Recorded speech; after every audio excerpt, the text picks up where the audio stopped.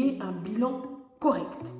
Et par la suite, si nous n'avons pas certaines factures, s'assurer de pouvoir faire ce qu'on appelle les FNP, les factures non parvenues. Et ça fera l'objet aussi d'une prochaine vidéo. Alors, nous partons du côté aussi de tout ce qui est dette sociale et fiscale. Donc, on va s'assurer au niveau de nos TVA.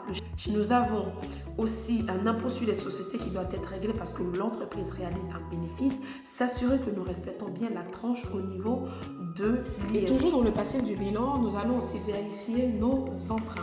C'est-à-dire, l'entreprise a contracté un emprunt de 400 000 € et cet emprunt est réglé par échéance chaque mois et ensuite les intérêts qui sont comptabilisés. Après comptabilisation, il faut vérifier que le montant restant à régler correspond bien à l'échéance qu'on a en face de nous. Voilà, donc on vérifie bien la cohérence entre l'échéancier qu'on a en papier avec le montant qui passe tous les mois au niveau de la banque.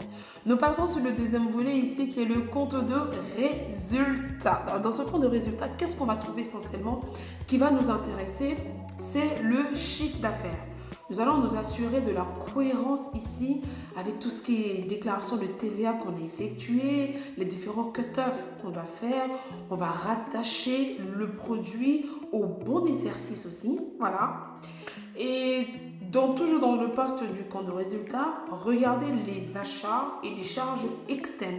Nous allons vérifier ici les charges à payer, les abonnements, les notes de frais qu'on a pu constater au niveau de notre comptabilité.